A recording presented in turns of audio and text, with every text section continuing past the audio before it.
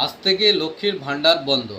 আপনারা সকলেই জানেন গত 4ঠা মে আমাদের তৃণমূল সরকারের পতন হয়েছে এবং বিজেপি সরকার এই রাজ্যে ক্ষমতায় আসতে চলেছে, সরকার গঠন করতে চলেছে। আপনারা যারা তৃণমূল সরকারের লক্ষ্মী ভাণ্ডার প্রকল্পটা পাচ্ছিলেন, এখন সেটা বন্ধ, কারণ সেই সরকার এখন অতীত।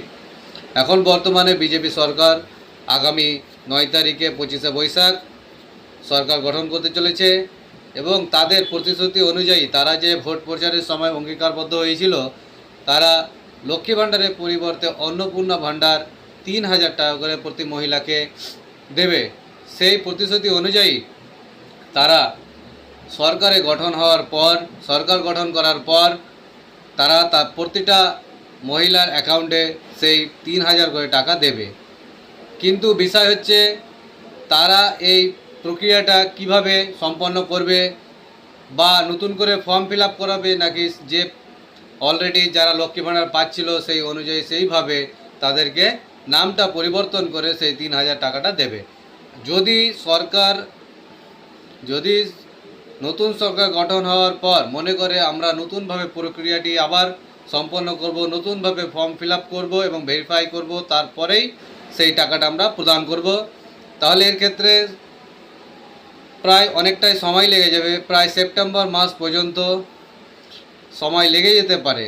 আর যদি তারা মনে করে আমরা যেভাবে লক্ষ্মী ভাণ্ডার পাচ্ছে সেইভাবেই 3000 টাকা অন্নপূর্ণা ভাণ্ডার হিসাবে আমরা দেব, তাহলে আপনারা শুভেন্দু অধিকারীর কথা অনুযায়ী জুন মাস থেকেই আপনারা টাকাটা পেয়ে যাবেন।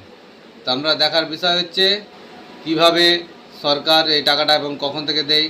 এই মে মাসের টাকাটা আপনারা কেউই পাবেন না, এটা ধরা যায়, কারণ এই মে মাসে সরকার গঠন করতে, সরকার বিভিন্ন মন্ত্রী পদ বিভাজন করতে এই মে মাসটা অতিক্রম হয়ে যাবে। এই মে মাসে আর টাকা পাচ্ছেন না, এটাই ধরা যেতে পারে।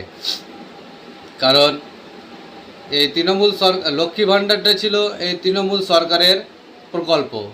এখন যেহেতু সরকারের পালাবদল হয়েছে, সরকার পরিবর্তন হয়েছে, এখন রাজ্যে বিজেপি সরকার গড়তে চলেছে, তাই তাদের যে প্রকল্প ছিল, অঙ্গীকার হিসাবে যে প্রকল্পের নাম দেওয়া হয়েছিল অন্নপূর্ণা ভাণ্ডার, তারা সেই অন্নপূর্ণা ভাণ্ডারের টাকাটা দেবে। তবে কিভাবে দেবে সেটা তো আপনাদেরকে আমি বললামই, এই নতুন প্রসেস করলে সময় লাগবে।